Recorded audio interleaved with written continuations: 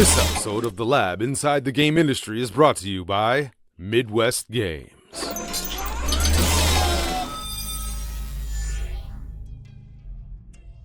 Live from New Jersey, Los Angeles, Chicago, and Madison, Wisconsin, this is The Lab.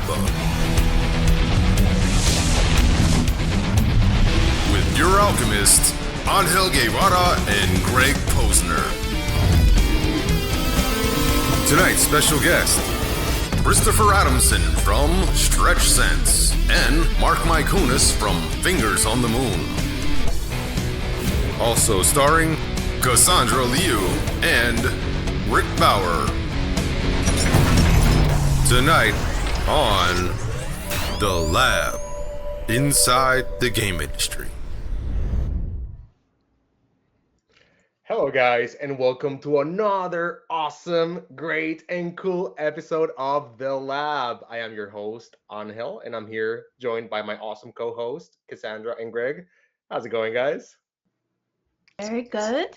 It's great. Cassandra made it to the main fold here. Well, welcome to the main stage here, Cassandra. Thank you, thank you. How's everyone doing? She's taking that main stage, if you know what I mean. There you go. Yeah. We're going to talk about me a little bit. Awesome. Yeah, guys. So previously, Cassandra was doing her own segment. She's still doing it, right?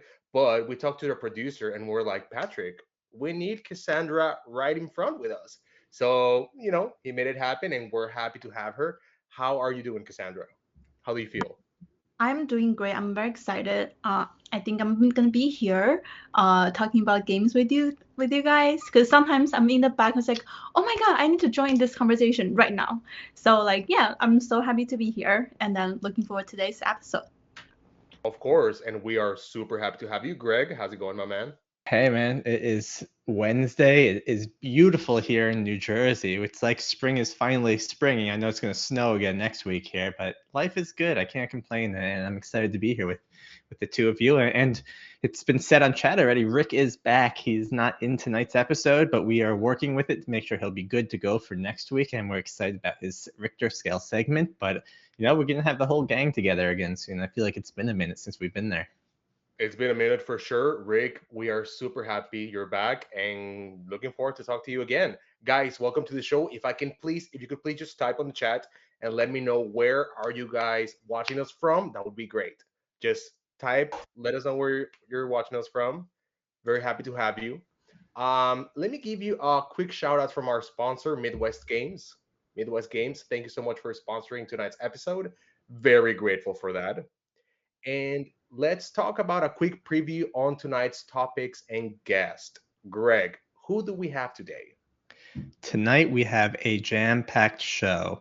We have Mark, who Cassandra was working with Fingers on the Moon, right? They are building their game, which we're going to talk about in a little bit here. And then we're also joined by Christopher Adamson from StretchSense, where we're going to talk about VR and XR and this cool ways of having new inputs. So it's going to be really cool to hear from a indie gamer who are building a studio. What type of game are they building? It sounds awesome. I'm really excited to hear more and learn more about the game.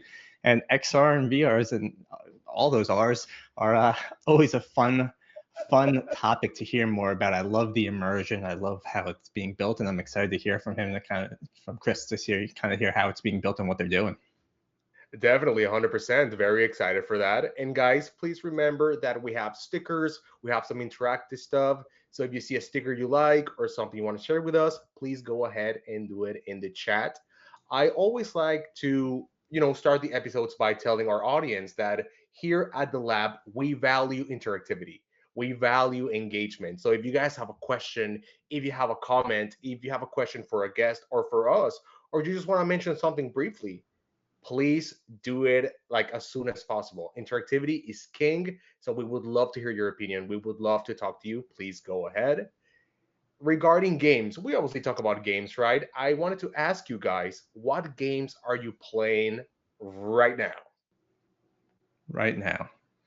I'll kick it off. I have two games I'm playing. One is a mobile game, which is called Midnight Girl, and it's a point-and-click adventure, and it's a story-driven game, and I didn't think it was the type of game I would like at all, but it was awesome. I beat it in like 3 days, so I guess I'm not really playing it anymore, but it was fun. And then on my Xbox, I am playing Avowed because that is out now, and I had to try it because Microsoft put all their eggs in like 6 baskets, and that's one of them. And it's a really fun game so far. It's very much like Skyrim. On Hell You're Young, I don't know if you ever played Skyrim. It's been on every system that's ever come out, but it's a fun kind of throwback to an RPG. Gotcha. I've heard there's a bunch of mixed reviews on Avowed. How is it for you? Are you enjoying it? I'm How is loving it. I mean, I'm used to playing online games. It's kind of like a good story game. I could turn my mind off, and yeah, I have real no negative things to say about it. I think it's really a blast. I'm wondering if anyone in chat is an Xbox player playing Avowed right now. You know, giving it a Sniper Elite. Whew, that is a tough game. I heard the latest one. Sorry, Carbon Fiber, Augustine. Cassandra, what are you playing? Yeah, so currently 2 games too. So first game I already talked about it 2 episodes ago. I am still playing Bilateral because I am a type of gamer who's obsessed. I want to like finish all the levels. I'm about 66-70% finished to the end. So almost there, guys. Almost there. But yeah, of course, this game is amazing. So I can always like replay every day. Right now it's a little bit busy, so I play about like 30 minutes an hour every day. And another game is actually for our family night. We currently playing Super Mario Party Jamboree.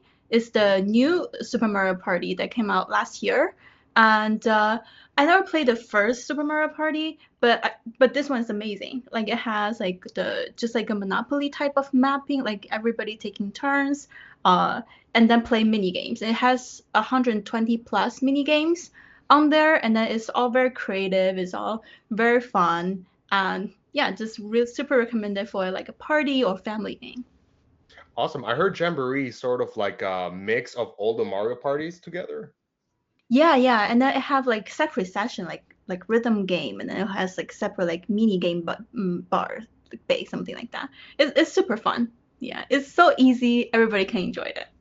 All right, I love that. I love that. All right, guys, if we go to the chat, there's some people who commented what games they're playing right now. You know what you're playing on, Hell, man. You're leaving us Yeah. out here. Hey, man, I saved the best for last, so I'm gonna keep you guys in suspense real quick. So we have Agustin. He says he's playing Sniper Elite. Awesome. I'd buy that for $1. This person is playing Scorn. Have you guys heard of Scorn? Sounds familiar, but no. It's sort of like a puzzle game. Oh, dude, you guys see these? Sweet Alright. there, dude. Dragon Ball Z style. I'm going Super Saiyan right now. We have Scorn. Carbon Fiber says he never liked Skyrim. Ooh. It's a terrible person. Come on, Augustine, get it together, man. Everyone likes Skyrim, and they don't like every game after it. Gotcha. We have Space Mollusk playing Spore. Spore, isn't that like the old like The EA game from like 30 years ago? Dude, I remember that. Yeah, that's a throwback for sure. Personally, guys, I am playing Kingdom Come Deliverance 2. Very fun. I'm finishing up Ninja Gaiden Black 2 and playing Metaphor ReFantagio. That's taking me like 1,000 hours, but hey, we're hanging in there.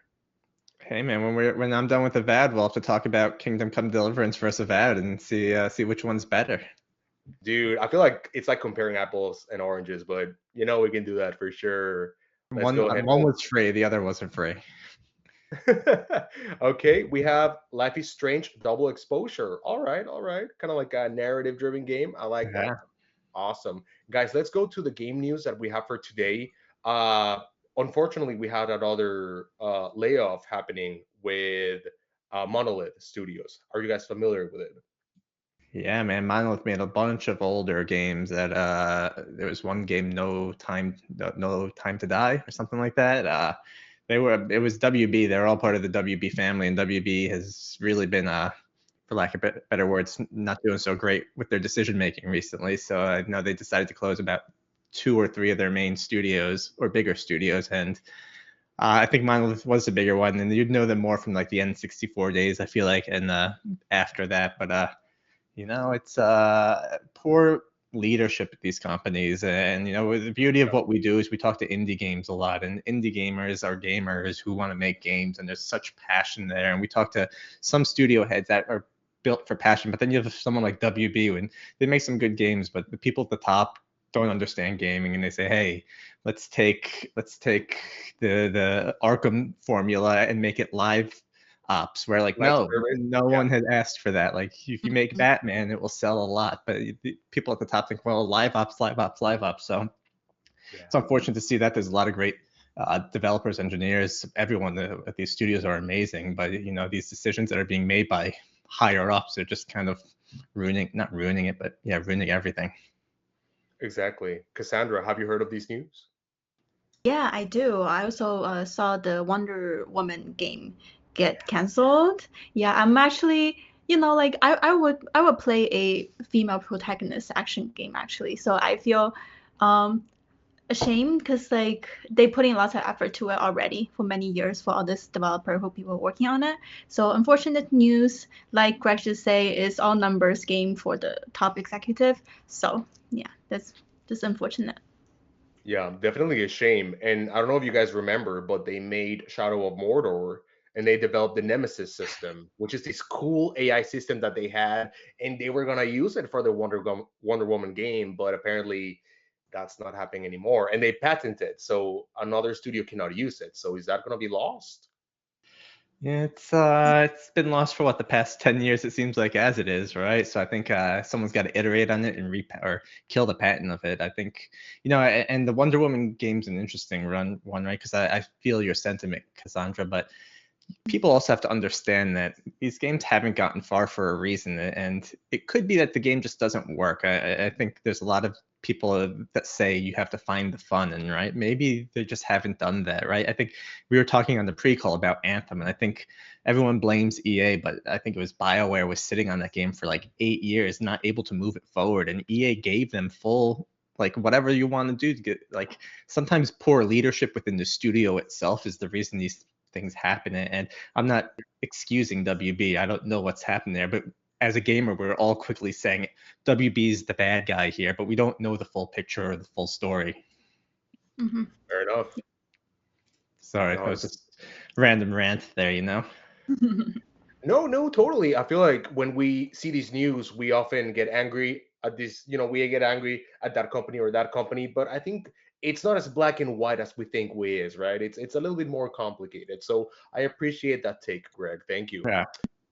Yeah. When it comes to March, it's almost here, guys, and there's so many awesome games coming this March. Guys, in the chat, if you could please let me know what games you're looking for this March, I would love to hear that. Greg and Cassandra, what games are you guys looking for this March? I don't even know what games are coming out in March, man. Can't even get to the games in February. Man. Let's see. Why don't you start, Cassandra, if you know, or else we'll put it right back on Hell and make him answer first.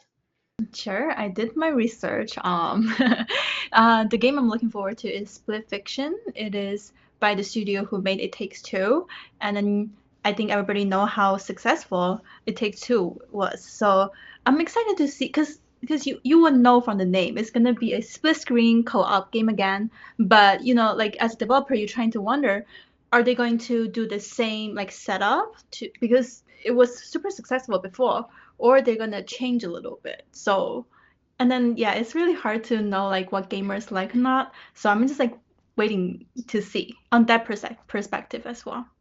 With that game, when the guy who started the studio came out on the Game Awards to announce the game, he had just so much passion and so much energy when he was talking about it. It's just like, this game's got to be awesome, because it goes back to the same, like, he seems like a gamer, right? Like, he's going to build a game that he wants to play, that we all want to play, and he already proved that with It Takes Two, so it's going to be amazing. Exactly. It's beautiful when you see people at the top having that passion to make games, right? I love it. Yeah. In the chat, we have Carbon Fiber Music saying, to be honest, I want to try the new Assassin's Creed. Ooh. You didn't vote on that last poll, man. You didn't say Assassin's Creed last time on that. You said, I'm more looking forward to what, Civ? Is that what you said? Carbon Fiber? No, I said, yeah, I'm still waiting. Gotcha. Oh, Kyle Quaid says, I'm still waiting for GTA 6, but I don't think that will be in March. Nah, we're going to have to wait a little bit more. I got an answer for you now, Angel. Yes, Greg, what's up, man? This random game I found like 2 years ago on Game Pass was called Wreckfest. And Wreckfest 2 is coming out this month. And it's basically like Destruction Derby, right? Like figure eights. Like I used to remember when I was really young, I'd go to the arcade and there was this like big wheel game where it was like you top down, you look over the track and you're kind of going around the track and you had the wheel and you're doing that. And like it's that type of game except with like full collision stuff. And like if you ever played like a Twisted Metal type of game, right, you can kind of knock people out like that. And it's coming out this month and I'm oddly geeking out about it because I love just crashing shit and seeing parts of a car go everywhere. That sounds like a fun time. Yeah, I love that, bro. I love that. For me personally, I don't know if you guys have heard of this game before. It's called The First Berserker Kazan. Nope. Have you guys heard of this? Chat, have you heard of this game? So basically, you guys know me. I do love Ninja Gaiden. Dude, I'm loving the stickers, man. I love Ninja Gaiden Black 2. I love Elden Ring and all those games. And The First Berserker Kazan, it's sort of like anime Souls-like type of game. So for me, that's like it hits all the spots. For me, that's like the game for sure. All right, let's see what else we have in the chat. Carbon Fiber Music. I'm also waiting for Ghost of Yote. Yes, Ghost of Yote looks really awesome. Space Mollusk, Monday recommended. Oh, Atom Fall. It's like British Fallout, right? I've seen a lot about that recently. It seems like it's getting a lot of hype. All right. I thought originally it was a mod. I guess it's not a mod, right? No, I think it's a full game. They did a mod called Fallout London recently. Right. Oh, yeah, another thing. Which is supposed to be awesome. I thought it got canceled or like canned or not finished or something weird happened with it. Yeah, hopefully not because it looked really cool. Awesome, guys. Thank you so much for that awesome banter. Producer, let us go to the poll. We have a really cool poll to start the show. Let us go. Let's see. All right, guys, I have a question for you. So gaming handhelds are everywhere. We have seen several companies make their own gaming handhelds. If you could please let me know, which gaming handheld are you looking forward the most in 2025 and why? We have 5 options: the Nintendo Switch 2, Lenovo Legion Go 2, Lenovo Legion Go S, the Nitro Blaze 11, or the Steam Deck 2. Which one is it? Please vote. And remember to put the exclamation mark and the vote when you want us vote so it can show on the poll. What are you voting for, Angel? Dude, Nintendo Switch 2, 100%. What about you guys? I'm interested in the Steam Deck too, since I can't use my PC after my kid's bedtime. So it'd be nice to have a little way to PC game from somewhere that's not my PC. 100%. Yeah. What about Cassandra? Same here, Switch 2, because it's been a while. And second of all, like I like to play some co-op games, so it's really nice. I love the design. Like, yeah. Yeah, it looks really cool. The only thing I don't like is the fact that it's not OLED. That just kills the whole vibe, dude. Yeah, you gotta sell another system later, you know? Hey, how are we gonna sell this again? We're gonna throw an OLED like we did last year on there. Like, come on, man. Come on, it's killer. Exactly. All righty, guys. Let us see the poll. Let's see how it's looking. Poll's not working. Beautiful. We got votes, though. If we like now, we got a Deck 2 vote, Deck 2 vote, Deck 2 vote. We got I can't count yours, Rick. You voted Nintendo Switch 2. That's not an official vote. All right, he got Switch.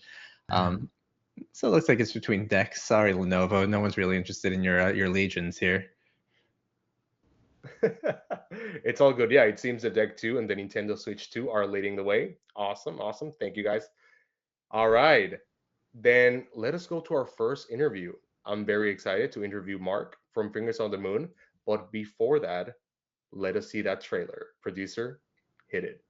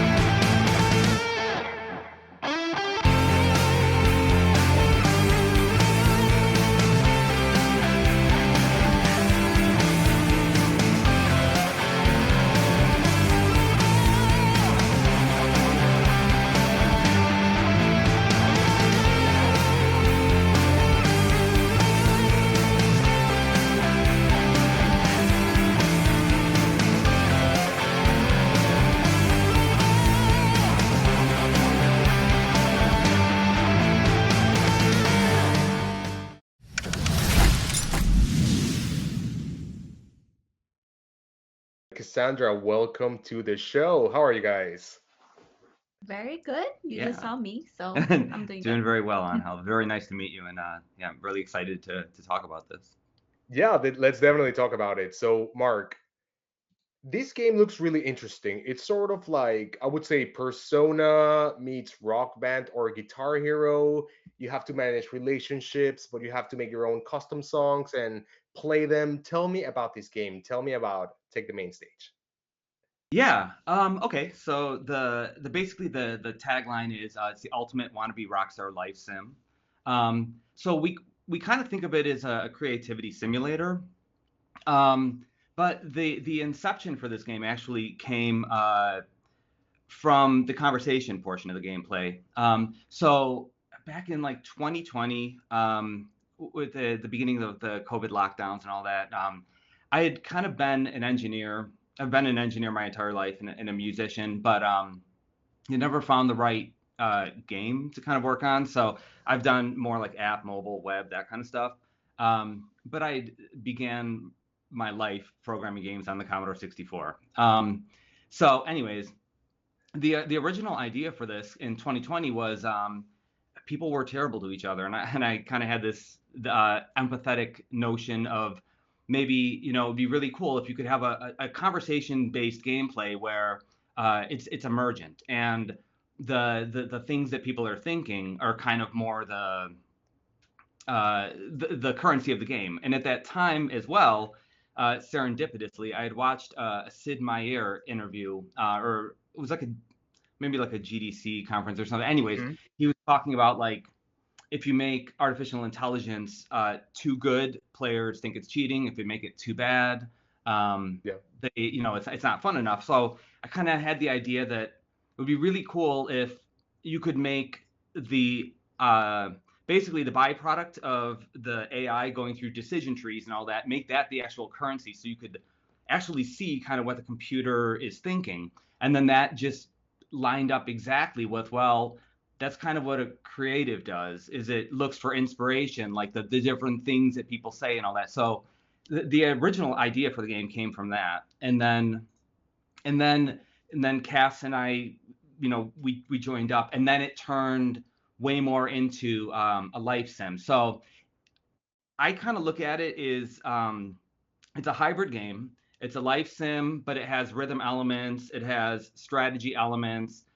You kind of go about your daily life, but it's set against the backdrop of like a strategy game where you have victory conditions. So you can kind of Right. try to be the best songwriter, be the best live performer. But you actually have to make your own music in the game. We have a songwriting interface. You have to talk to people and forge your relationships and all that. You have to perform the songs you write, rehearse with your band, all that kind of stuff. So I'll stop there and let Cass talk for a moment.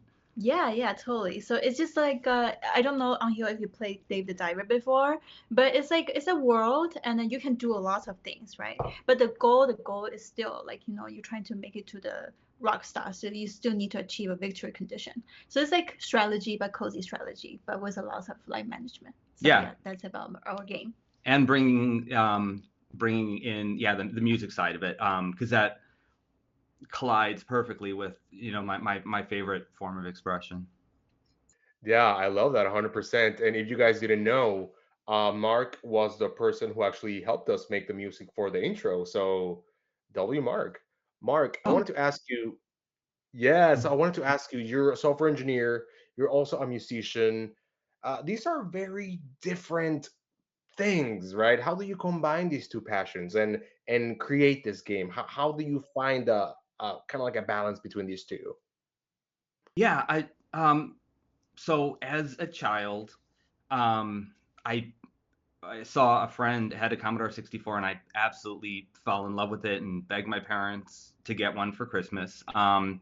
So I started making games at an early age, and then concurrently with that, I fell in love with music. So I got like a little Casio keyboard and eventually a guitar, and then played in bands throughout my life. But it's really not just that. I always think back to growing up. My dad told my brother and I, and it has always stuck with me, that the most important thing you can give somebody is a gift that you made, because anyone with money can buy the same thing for somebody else. So creativity has just been the driving force. So then I really got into like poetry and making little terrible home movies and all that kind of stuff. But um, music is kind of the creative art form that it's weird. I don't think of programming as a technical art. I think of it as creative. I think of it as I'm not the type to obsess over like language semantics or something like that. I look at it as a means to an end, to make something creative. So I guess it's strange. I don't see music and programming that different. It's a form of expression, and especially video games. I think are like the confluence of mankind's or humankind's progress. Like when you think about like games have physics and art and 3D graphics and incredibly complex math and logic and philosophy and sound engineering. When it all comes together, it's a perfect expression. So I think like everything fits in. Oh, and narrative design and all that. So it all just blends perfectly.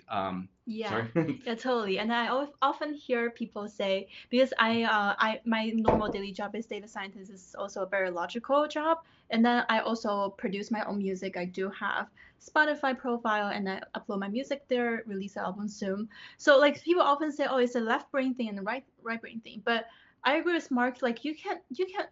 I don't think it's like they kind of blend together. Sometimes you just like switch a little bit. Even like inside of my music producing, I think I'm using lots of like logical thinking. And then in terms of like when I do my normal data science job, sometimes I will bring some like interesting artsy thought in there. So I think it's just like blending together and then just switching different mode. Yeah, and it all has that same euphoric endorphin release, to that rush of creating something. Yeah, exactly. Like be it a song or a really cool game mechanic, or seeing like your little NPC kind of respond in a way that impresses you. Mhm. All right, I love that. Definitely, I would say, yeah, I agree with you guys. I feel like people often they see like music or like programming as two very separate things, like left brain, right brain. But there's definitely a way to combine them or have them in the same place, right? Yeah, yeah, and especially if you're making a game that like ours that incorporates music, and being a tiny little indie studio, it's great because if you get bored coding or if you get bored, Write a song. yeah, you write a song for the game. So it's like you're constantly changing up kind of you're not pigeonholed into working on one thing all the time. Exactly, exactly. You can do programming, then take a break from that by creating music and so on. I like that. Something that caught my attention was the fact that it's called, take the main stage, the ultimate wannabe rockstar life sim. So not the ultimate rockstar life sim, but the ultimate wannabe rockstar. Yeah, What's the difference there? because the interesting part is the journey, not the destination. So what we wanted to do is really simulate the creative life, the struggle of how you find your inspiration to create your art. And second of all, I felt like personally, I feel like if you were to start it at the point of being a rock star, and this could be a famous last words, maybe we write a sequel at some point where you actually do. But right Right. now, on the fly, I'm going to say that it just seems less interesting to me. Like it feels less rock and roll to once you achieve that stardom, then you kind of it feels like you're not as hungry. It doesn't have that punk drive, that energy of like doing anything to survive. And that I think is more interesting than trying to buy a bunch of mansions and Yeah, yeah. I don't know. Especially because there's a strategy involved. When there is challenges, when there's difficulties, there is strategy, right? And then so that's why like we have a victory condition, and then we definitely like people need to work hard, think hard. So that's perfectly like for a game. So yeah. Yeah, you're right. It's a whole different type of drama. Hmm. Yeah. Yeah, exactly. And you guys want to like represent the whole scrappiness, right? Of like being a wannabe rock star, going to the shows, talking to people, getting your name out there. Yeah, I Yeah, can see it. exactly. Exactly. Guys, we have some really cool comments coming on regarding your game. Kyle Quaid says, I want to play this game. It looks super fun, awesome, super creative and fun. Love all the different elements of the game. We have I'd buy that for $1 saying I'm a software engineer and musician as well. It's not dissimilar at all. Creating code versus music, same difference. Ooh, Yes. interesting. Alrighty. Guys, I something think else that oh, I sorry, think go that ahead, please. I think that might be my friend Greg, and if so, totally with you, my friend. Love you. All right, awesome, guys. I wanted to ask you about the whole vibe of the game. It seems as though it's the early 90s. I saw like the brick phone, grunge, Nirvana kind of vibe. Was that intentional? Was that an era that you guys wanted to portray in the game? Yeah, yeah, definitely. And in the future, we would kind of look at having different DLC, yeah, where you could play different eras and stuff. But the reason we chose the 90s, especially at that point, like 92 was right, I think somewhere right around Nirvana was hitting, like maybe 91. It just Yes. felt back at that point, music had such a more transformative effect on the zeitgeist that yeah, it felt like a good time to set it where maybe there was more of a monoculture or something, but people had yeah, you could have kind of dissatisfied people in the music industry kind of change things. So yeah, it was definitely very intentional, and it also felt like um the 80s has been done so much retro in games. Yeah. So it felt like the 90s was a better if you were to do a game about a struggling artist in it just felt like the 90s was absolutely perfect, and it allowed us to kind of like it was a time also when there was such a varied in music. So Cass wrote a song like if you go to the scene where you have to talk to people, we have it in a techno club, so there's a techno song. We have if you go to that one of the live band performance, maybe it's kind of a grungy Alice in Chains type song. Then, in your apartment, it's kind of more like indie pop type of thing. So it was nice because there was such a more diverse landscape of genres that, Mhm. yeah, it felt like you can kind of do anything at that point. Yeah, totally. And then I never lived in I'm not in United States in 90s, but Mark keep telling me that in 90s, there are lots of indie grunge scene, and then people actually appreciate that. So, the originality, like people actually will go to grunge bar to see live music, and that's a thing. And then it seems to me like 90s such an era that kind of, have a like art. People appreciate arts. People appreciate, Weirdness, yeah. yeah, celebrated weirdness and Yeah. uniqueness and all that kind of stuff. Yeah, Exactly. which was something kind of I love. I feel like it's Exactly. missing a little So bit. I'm convinced. Awesome, definitely. Yeah, if you guys see like media, music, games, TVs from the 90s, they have attitude, they have a flair to it. Nowadays, everything is very monolithic, right? Everything kind of looks the same. Why do you guys think that is? Is it the internet? Is it like the interconnectivity? Why is it like that? Well, it's a good, I think, deep question, which I'm, you know, at this point, I've probably Cask should definitely answer this because I've kind of pulled myself out of. I'm really not much on social media. I'm Gotcha. in my own world, so you can definitely answer that. That's very interesting on here. You're asking a very like deep question. So I think I think maybe somehow we're a little bit more like profit driven these days. So I guess Mm, one game or one music or one artist they became super famous, and then there will be a lot of people sing just like that, wrote song just like that, like make game just like that. So I just feel like um and then make an idea that's like so different, that so new, and then even like the investor doesn't really know if it's going to be successful or not, so people just play safe. I feel like my personal opinion is like people play safe, and and then it's more like profit driven Brilliant point. nowadays. Yeah, I'm yeah. gonna completely agree with her that a lot of it is, yeah. And the like you guys were talking about with the big studios, the risk of failure, that yeah, they do that amount of investment and if it's not a hit and it takes 4 years to 5 years to develop something, you're screwed if it goes bad. You can't necessarily be nimble. Yeah, and then also like for all the generic audience, like I want to say like really hope people to appreciate like indie more.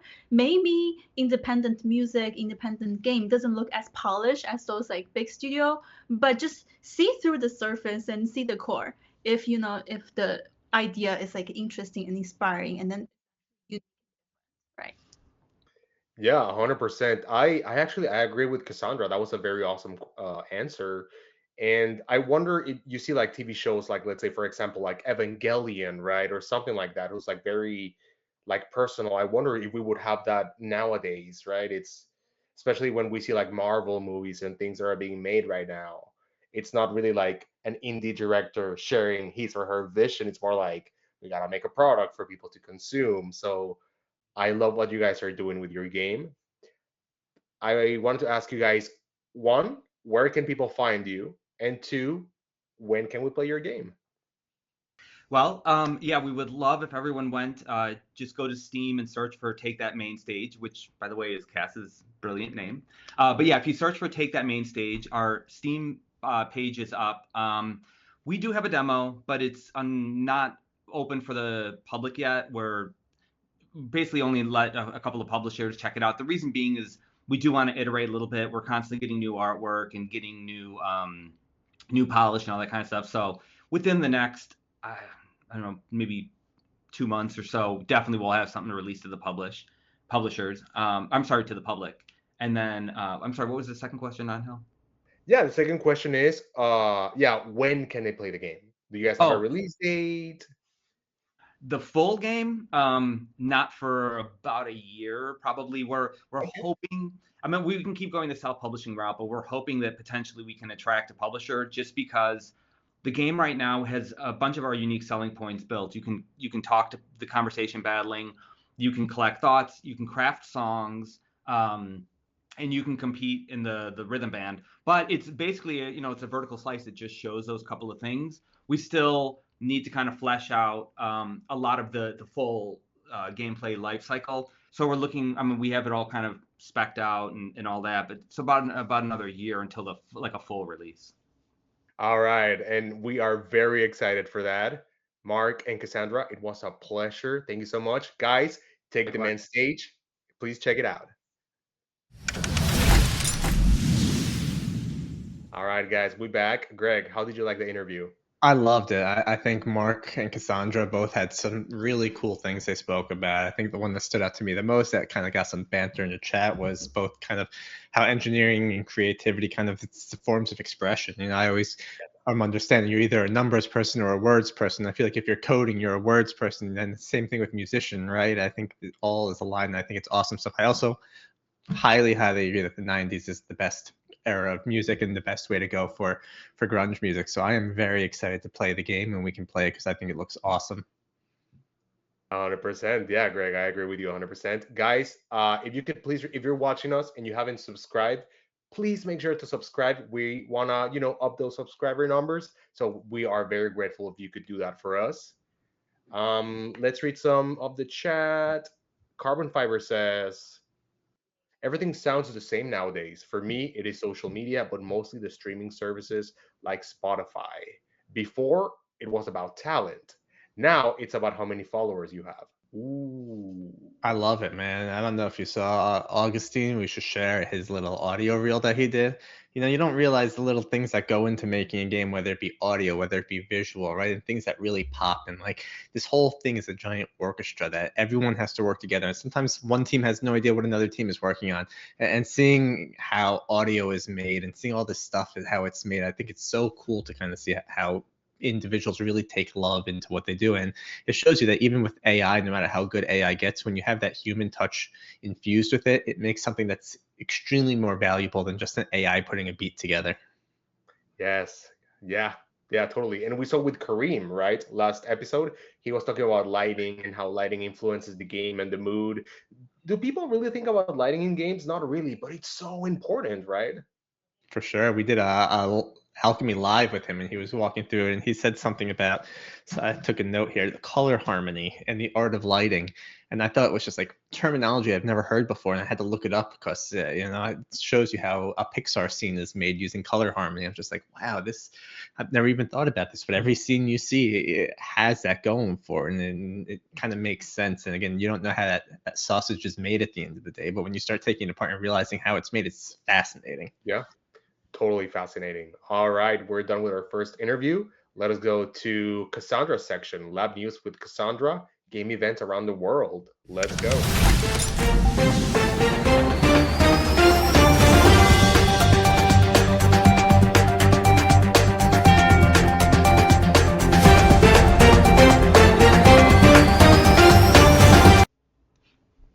Hi there. Hi, it's Cassandra again. Here I'm gonna tell you about all this, what's going on around the world, the global event and local community updates of this week.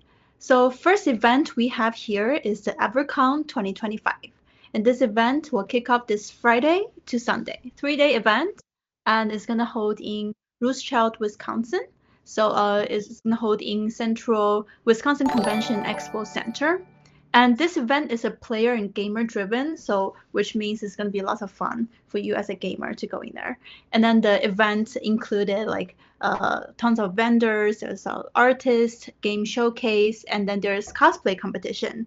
And what's even fun is if you go on their website and you click attend and go to like the schedule, there are 300 plus like game table, which means like you can actually create your own little game table, whatever you want, like the board game or role-playing game. Like you can even do Uno. Like you can open your own Uno table, and then let's say I need 5 people, and then people can actually register and join your table. So this is gonna be like a giant live like game room. So that would be really, really fun. Well, I don't have time this weekend, but I'll definitely join if I have. So definitely check it out. Right, the second event I want to highlight is the South by Southwest 2025. This event will kick off next Friday, March 7th, and it's going to go all the way till next Saturday, March 15th. So it's a week-long event, but this event is celebrate all type of media and arts. So not limited to game, but like film and TV and comedy, education, and even culture and the tech, right? It's everything.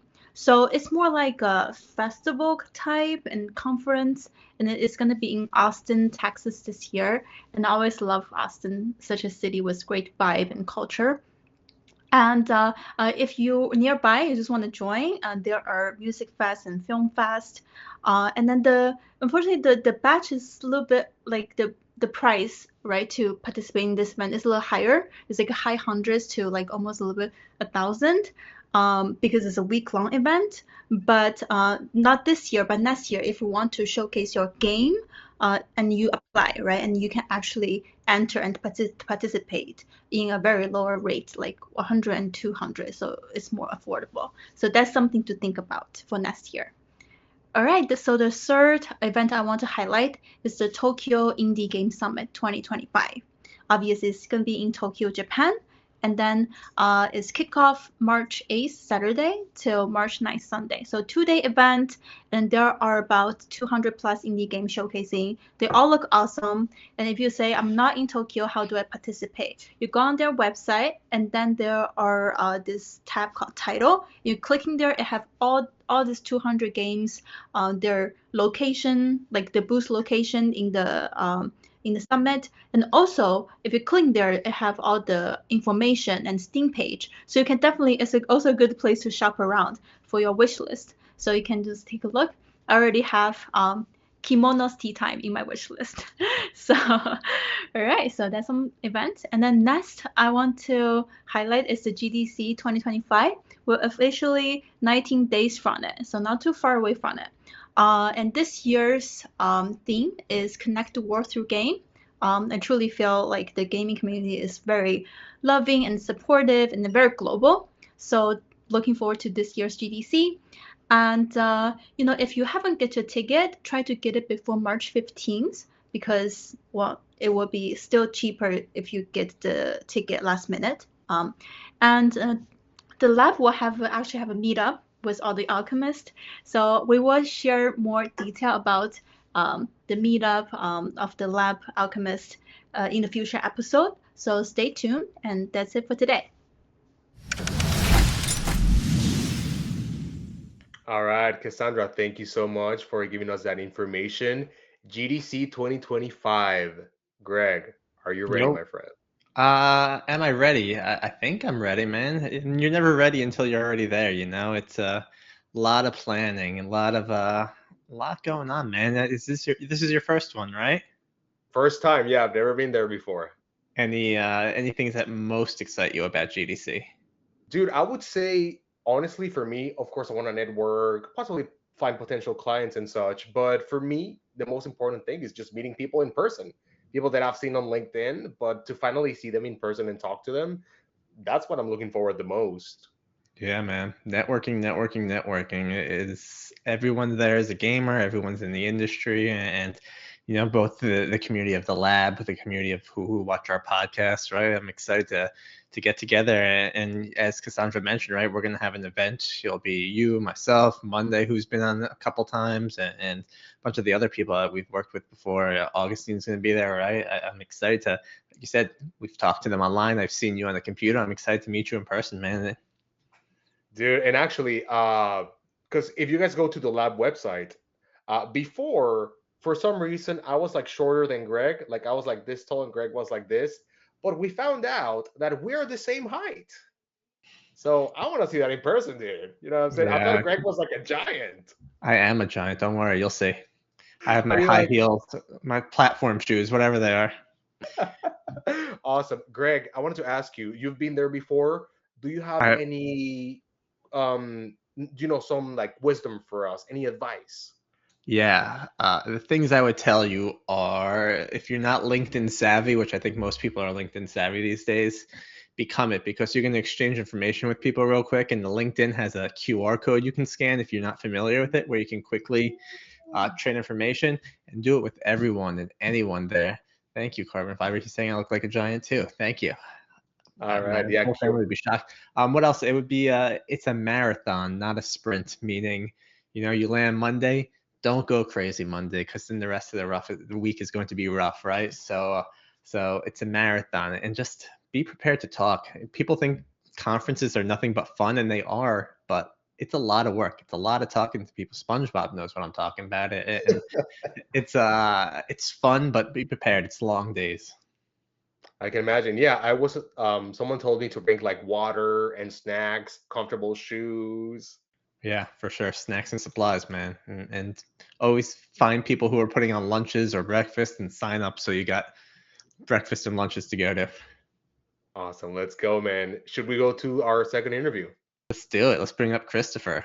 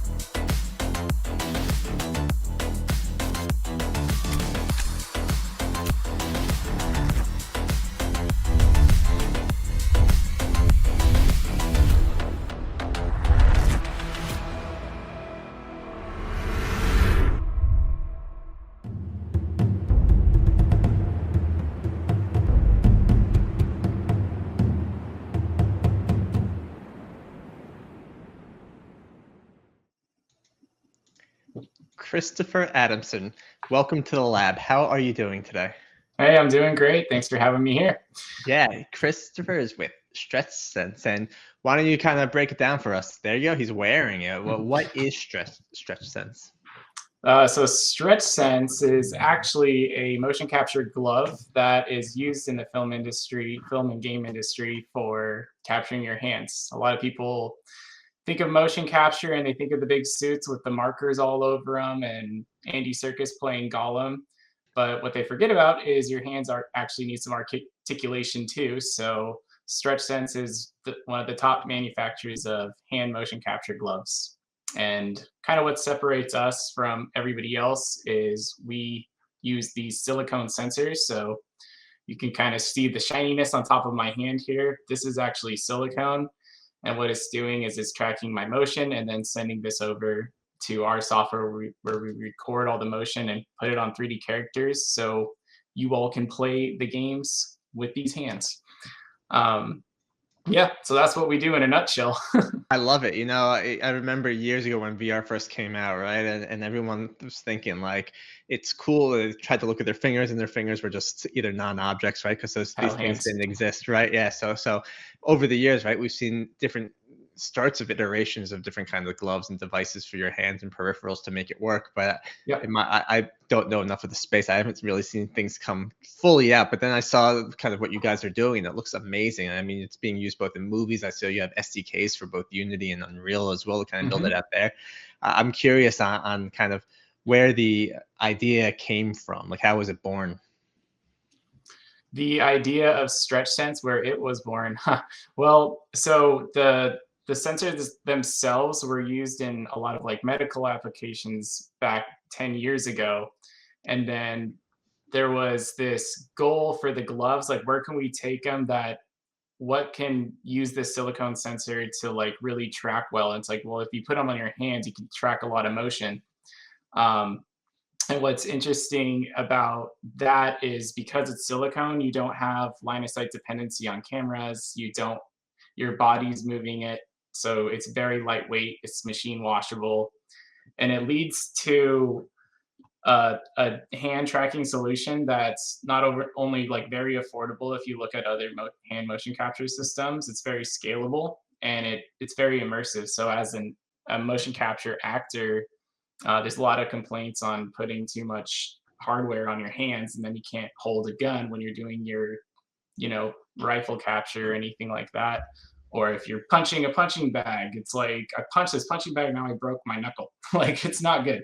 So this particular glove, the studio glove, was born in the summer of 2023 with the idea of like hyper immersion and making it very wearable for the masses. And that's exactly what it is. It's a $795 glove that anybody can wear. Stunt people really love it.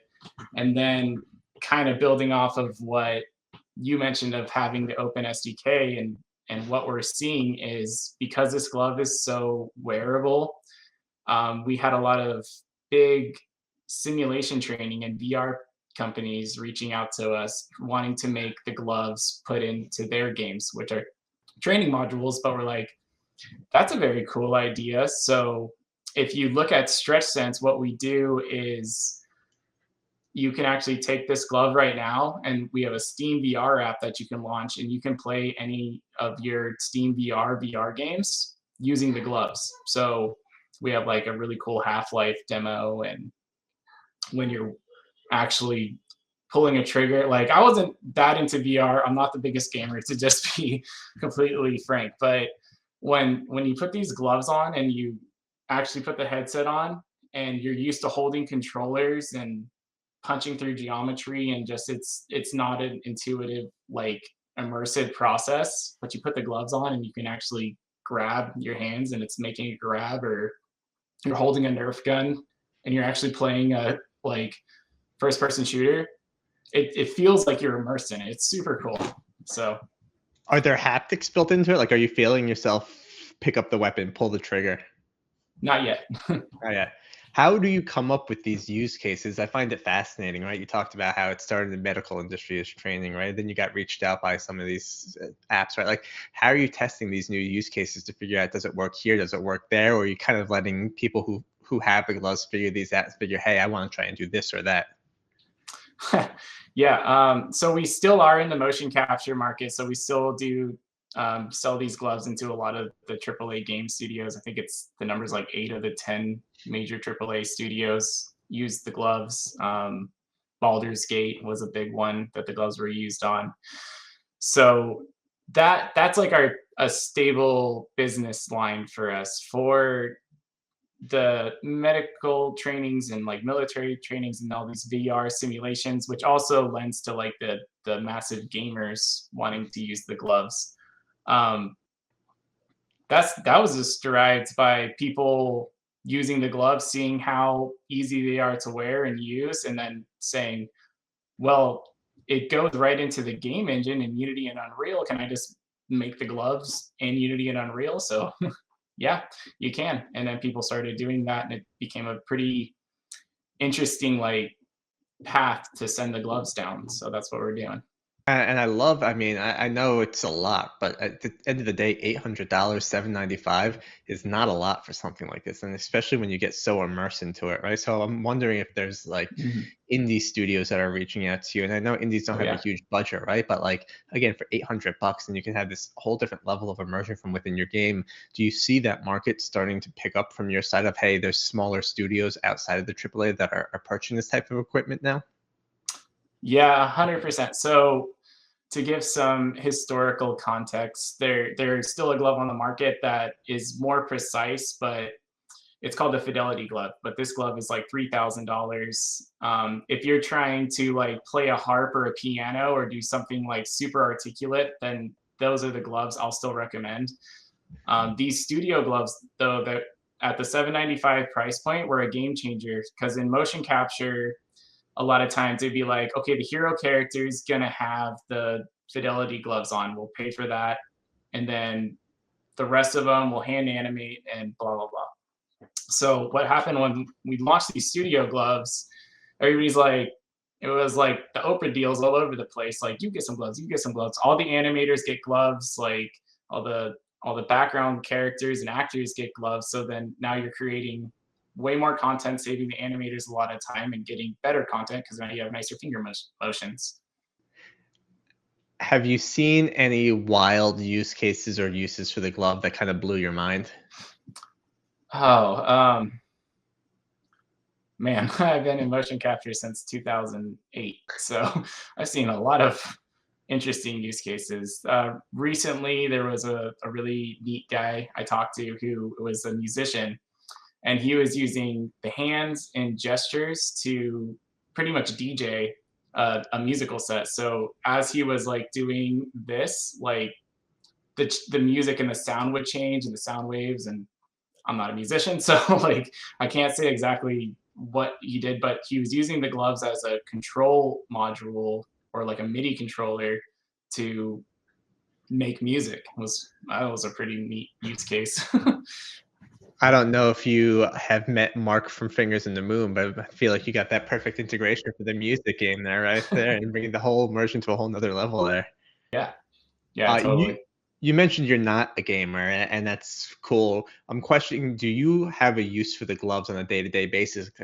Have you like hooked up something to your computer to make it easier to like do things because you have the gloves and you could almost multitask? No, technically, I guess I could do some like I could do some 3D modeling or something. But there you go. It could be like Ghost. You can make the whole clay thing. Oh yeah, definitely. Ghost and rock paper scissors are kind of the two most requested kind of fun demos to use in the gloves. Yeah, I can imagine. So it seems so cool, especially again, I have my VR controllers over there, right? Like they're nothing. They're just things you hold, and if I can just keep my hands natural, and it just seems like I can be so much more effective and with it. Yeah, like I said, it's when you want immersion, it's like you don't realize how unimmersive it is to be holding a controller, or even if you have like the hand tracking on a headset, if you're trying to make gestures and you're seeing that little blue hand on like a quest, like twitching and fizzling out. Like, no, you want your hands to be robust and steady. And that's what it's really cool that like we built these gloves into the market. We were first in 2019 with gloves. So it's like you have the robustness of what a motion capture session takes in a game, but then you're going to be able to play the same thing that track those hands as a consumer playing your game. Like that's to me, that's just a really neat concept. Yeah, I agree. It's wild to think of. I mean, especially how we've gotten here after all these years, right? Like it's becoming more and more just hands-on physically, and Yeah. it's just cool stuff that's coming. For our lab audience, is there anything that you think that would be a cool nugget of information for them to know, or something you want to share with the audience? In general about the gloves. Oh, look, I can look down at the audience. This is more of a question for you. Is there anything you want to share? No, I would say definitely check out the StretchSense.com website, see what we're up to. We constantly are updating that website with more and more where we're going into this VR simulation world. So check us out, and yeah, that's all I'd have to say. Thanks. Cool, man. Yeah, we'll post to the StretchSense URL in there. There's some cool stuff coming. They're revealing something new March 12th with XR training, which will be interesting to see. And again, I think it's cool stuff you guys got going here, Christopher, and I really appreciate you coming here and talking about it. Yeah, cool. No problem. Thanks for having me. All right, man.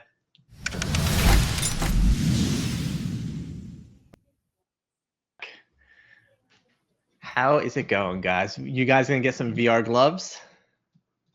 That's super cool.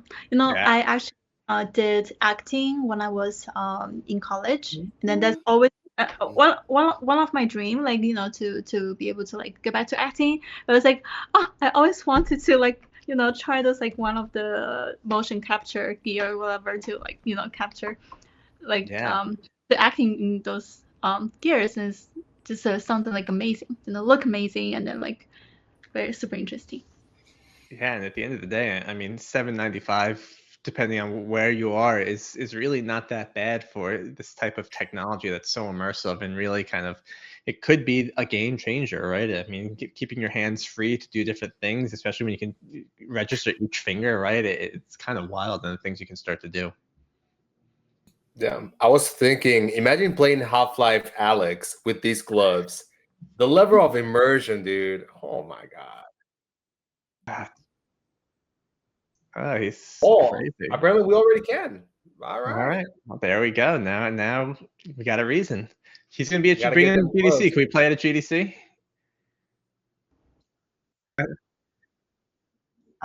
There, I think only we hear Christopher. I don't know if everyone does, but he will be at GDC too, and we can check it out there. So if you come to GDC again, follow the lab and figure out when we're going to be there, what we're doing. Yeah, dude, I am excited. Okay, guys, that was a great interview. Chat, can we please get a W for Mark and Cassandra and a W for Chris? Can we get some W's in the chat? Big W. Hey, yo, let's go. Let's go. Let's go. Let's go.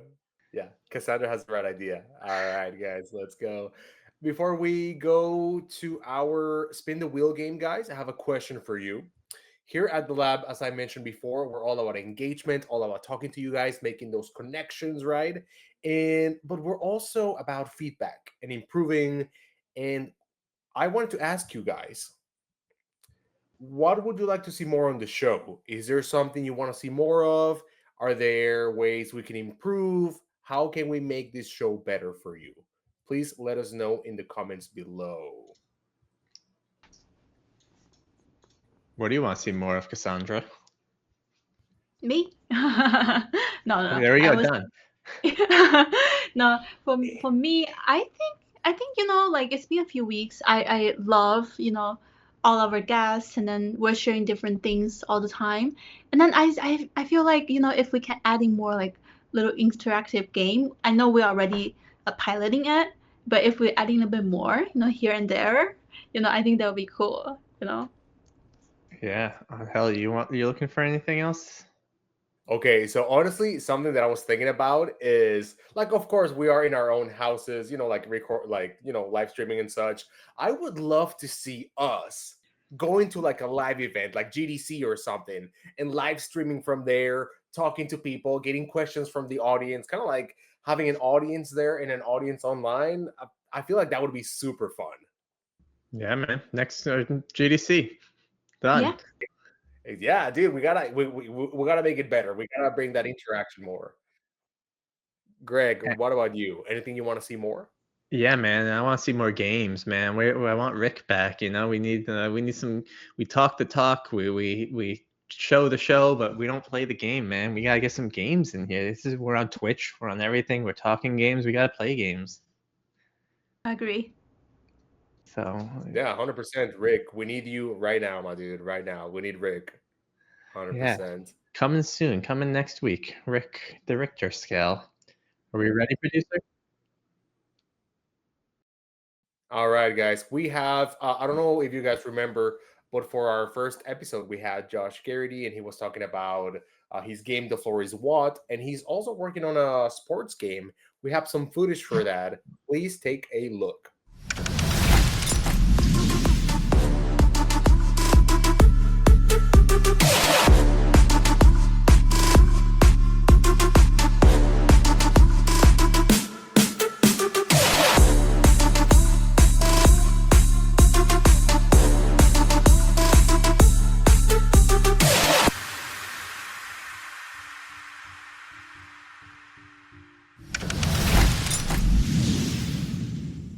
All right, that was super cool. Guys, we're almost finished.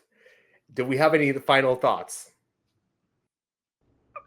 GDC, baby. It's on my mind. It's nonstop. It's not going anywhere. I'd say don't keep your eye on us for GDC. What we're gonna do, be like Cassandra, play more Balatro, because Balatro deserves all the playtime in the world. And I appreciate you guys and our community, especially, and our guests as well for educating us about nice googly eyes and everything. So I appreciate everyone for this today. Yeah, guys, thank you so much. Before we leave, though, a very interesting thing.